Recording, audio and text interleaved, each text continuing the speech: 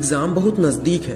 Exam में सिर्फ 1 से 1.5 महीना ही बचा है और एग्जाम की कुछ भी तैयारी नहीं हुई है। डर लग रहा है कि क्या होगा, पढ़ाई भी अच्छे से नहीं हो पा रही है, पढ़ने का मन ही नहीं कर रहा है और पढ़ रहा हूँ तो कुछ याद भी नहीं हो रहा है। इस तरह की प्रॉब्लम आपको भी आ रही होगी, इस तरह की बातें आपके दिमाग में भी आ रही होगी। ऐसा इसलिए होता है क्योंकि हमारे दिमाग को ज्यादा मेहनत करना पसंद नहीं है। वो बहुत आलसी टाइप का है, उसे आराम करना पसंद है, इसलिए वो बहाने बनाते रहता है ताकि वो मेहनत करने से बच सके। लेकिन आज के बाद आपको बेवकूफ नहीं बनना है। तुम अपने दिमाग के गुलाम मत बनो, बल्कि दिमाग को अपना गुलाम बनाओ। फिर देखो कैसे पढ़ाई में मन लगता है। देखो, एग्जाम में सिर्फ 1 से 1.5 महीने का टाइम ही बचा है। तुम्हें जो करना है इसी 1 महीने में करना है। अगर तुमने इस 1 महीने कड़ी मेहनत ना की तो तुम्हारा रिजल्ट तो खराब होगा ही, साथ ही तुम्हारे पूरे 1 साल का समय भी बर्बाद होगा। और समय की कीमत क्या होती है ये तो तुम्हें अच्छे से पता होगी। अगर तुम्हें समय की कीमत नहीं पता है तो तुम अपने पापा से पूछना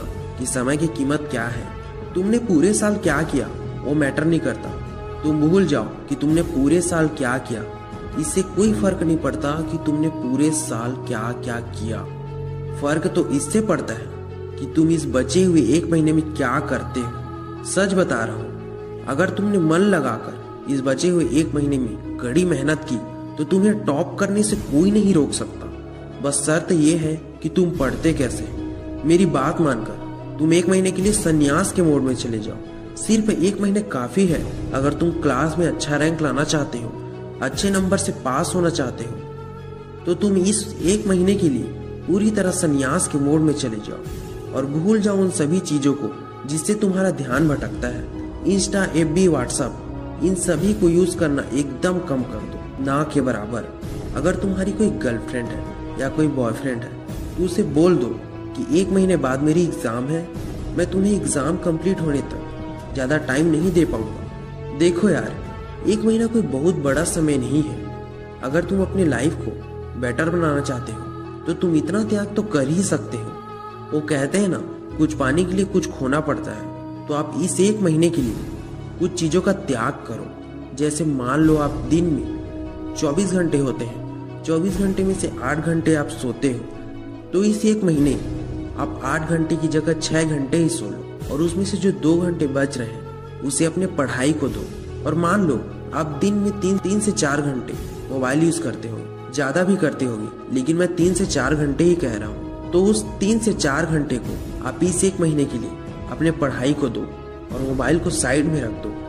1 महीने 2 घंटा कम सोओगे, आप कम मोबाइल चलाओगे, मतलब ना के बराबर, तो कुछ नहीं होगा। ये कोई बहुत बड़ी बात नहीं है, तुम कर सकते हो।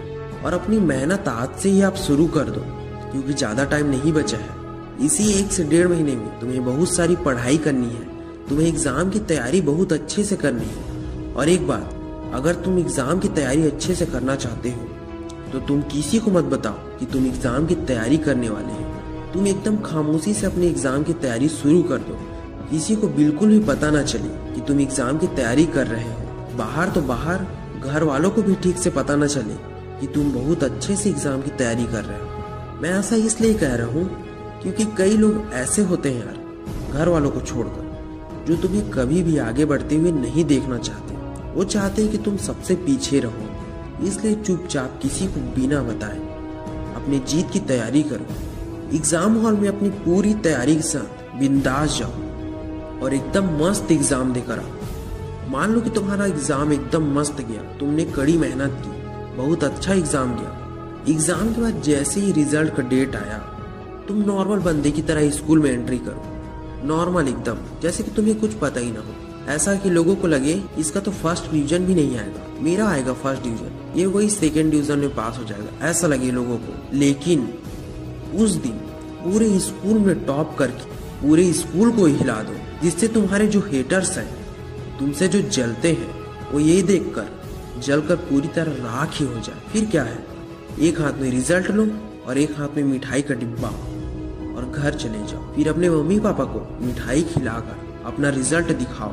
ये देखकर वो तुम पर कितना गर्व करेंगे। सोचो उन्हें कितनी खुशी होगी। हो सके तो उनकी आंखों में खुशी के आंसू भी आ जाए। फिर वो तुम्हारा कितना सपोर्ट करेंगे। वो भी तो चाहते हैं कि हमारा बेटा या हमारी बेटी कुछ करके दिखाए। तुम्हारा इतना अच्छा रिजल्ट देखकर उन्हें इतनी खुशी होगी कि वे गर्व के साथ अपना सिर ऊंचा करके सबको बताएंगे कि मेरा बेटा या मेरी बेटी पूरी स्कूल में टॉप की। क्या तुम नहीं चाहते कि लोग तुम्हारी इज्जत करें, तुम्हारे जो मम्मी पापा हैं उनकी इज्जत करें? देखो यार, पढ़ाई सिर्फ जॉब के काम ही नहीं आती, बल्कि पढ़ाई हर उस फील्ड में, हर उस क्षेत्र में काम आती है जिस भी फील्ड में तुम जाना चाहते हो। इसलिए पढ़ाई करो और मन लगाकर अच्छे से पढ़ो।